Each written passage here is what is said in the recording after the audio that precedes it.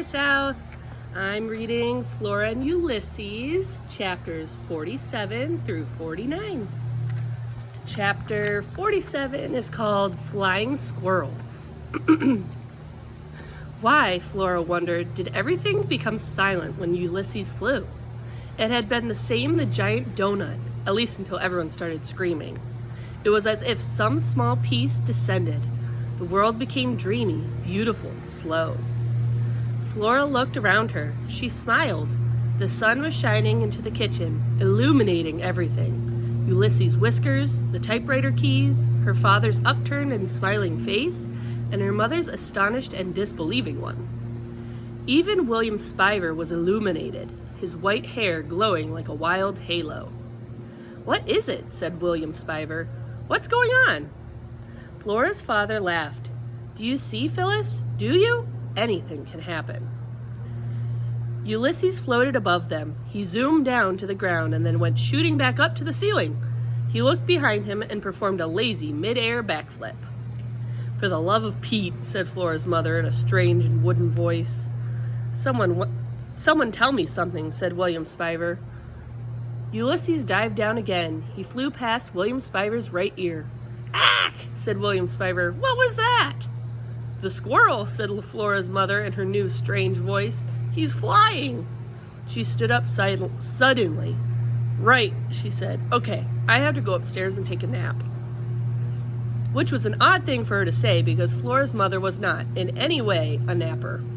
In fact, she was an anti-napper. She didn't believe in naps at all. She often said that they were a big, fat waste of time. "Yes, a little nap. That is what I need." Flora's mother walked out of the kitchen and closed the door behind her. Ulysses landed on the table next to the typewriter. "It's not that shocking," said William Spiver. "There are flying squirrels, you know. They exist. In fact, there are some theories that posit that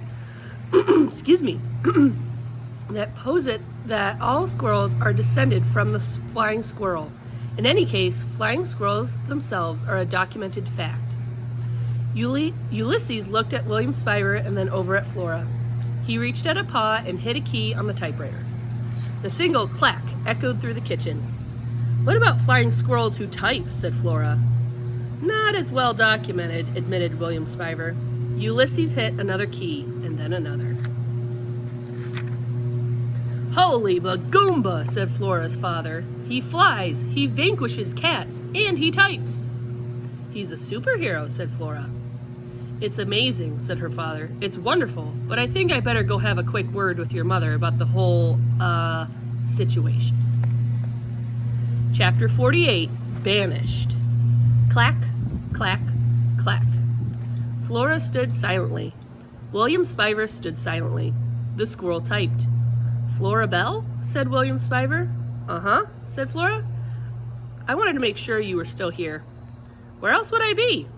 "Well, I don't know. You did say that you were moving out." "My mother wants me to leave," said Flora. "I don't know if that's exactly what she meant," said William Spiver.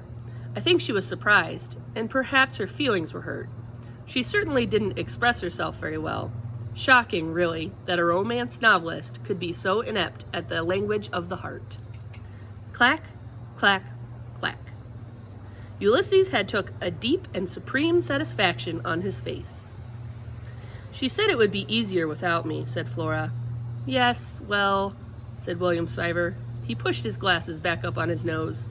He pulled out a chair and sat down again at the kitchen table. He sighed a deep sigh. "My lips are numb," said Flora. "I know that feeling," said William Spiver. "Having suffered through several traumatic episodes myself, I am very familiar with the bodily manifestations of grief." "What happened to you?" asked Flora. "I was banished." Banished. It was a word that Flora could feel in the pit of her stomach, a small, cold stone of a word. "Why were you banished?" "I think the more relevant question would be, who banished me?"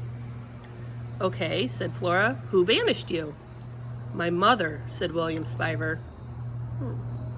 Flora felt another stone fall to the bottom of her stomach. "Why?" she said. "There was an unfortunate incident involving my mother's new husband, a man who was not my father. a man who bears the idiotic appellation Tyrone. Where's your father? Said Flora. He died. Oh. One more stone sank to the bottom of Flora's stomach. My father, my real father, was a man of great humanity and intelligence, said William Spiver. Also, he had a delicate feet.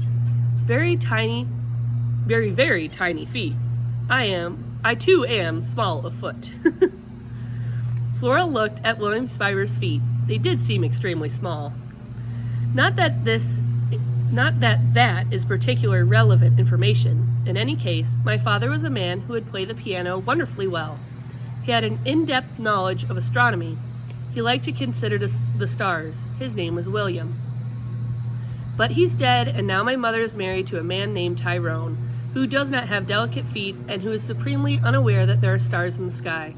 The mysteries of the universe mean nothing to him. He sold my father's piano. He is a man who refuses to call me William. Instead, this man refers to me as Billy. My name, as you know, is not now, nor has it ever been, nor will it ever be, Billy. I took issue with being so addressed. I repeatedly took issue.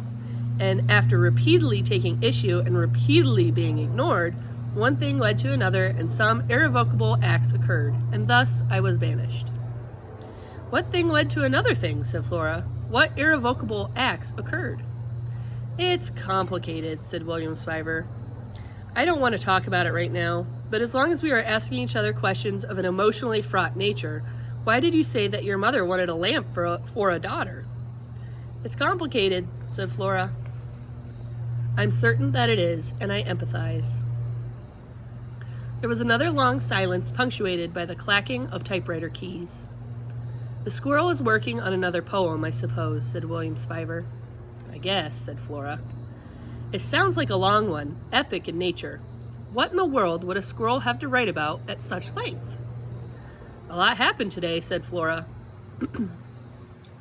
It was late afternoon. The shadows of the elm and the maple in the backyard entered the kitchen and flung themselves in purple lines across the room.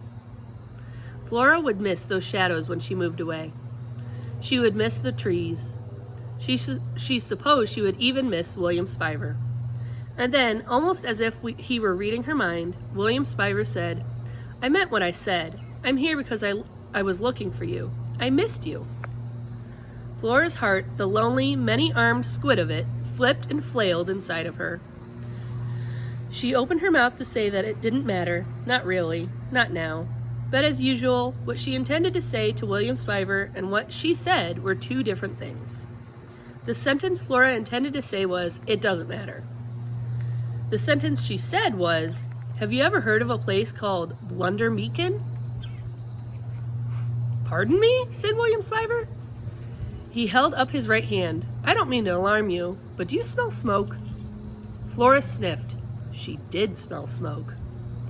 Now there was going to be a fire on top of everything else? For the love of Pete.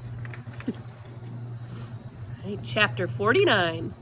This one's called Good News, Florabelle. Flora's mother and father entered the kitchen together. Her mother had a cigarette in her mouth. Her mother was smoking! Her father had his arm around her mother's shoulder. This was almost as alarming as seeing her mother smoke.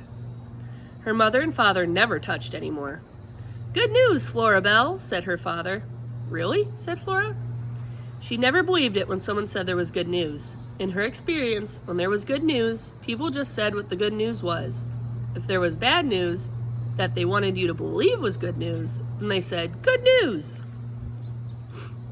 And if there really was bad news, they said, good news, Florabelle. Your mother thinks that it would be wonderful to have the squirrel stay here, said her father. What? Said Flora. Here? With her? And where am I supposed to stay? Here, said her father, with your mother. You, your mother, and the squirrel. That's what your mother would like. Flora looked at her mother. Mom, she said. I would be honored, said her mother. She took a long drag of her cigarette. Her hand was trembling. Why are you smoking? Said Flora. I thought you stopped smoking. It seemed like the wrong time to stop, said her mother. She squinted. I am under a lot of pressure right now. Speaking of which, I see that the squirrel is typing on my typewriter, where I write. He writes poetry, said William Spiver, not fiction. Let's just have a look-see, said Flora's mother. She walked over to the typewriter and stood looking down at Ulysses at the words on the page. Let's see what kind of poetry a squirrel types. Her voice sounded funny still, tinny and far away, as if she were speaking from the bottom of a dark well. Actually, what she sounded like was a robot, someone pretending to be human and doing a lousy job of it. Flora felt a little flicker of fear. Let me just light another cigarette here, said her mother in her robot voice. She lit a new cigarette from the tip of the old one, which was, of course, chain smoking and dangerous behavior at the best of times. Not streak behavior.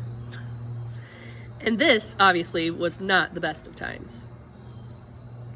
Her mother inhaled deeply on the cigarette. She exhaled. She said, "Shall I read the squirrel poetry aloud?" All right. And there's a picture of her starting to read the poetry that the squirrel typed. All right. That is where I'm going to end, because the next chapter is chapter 50, and that is for the next teacher to read. So thank you, South. I hope you enjoyed. Bye.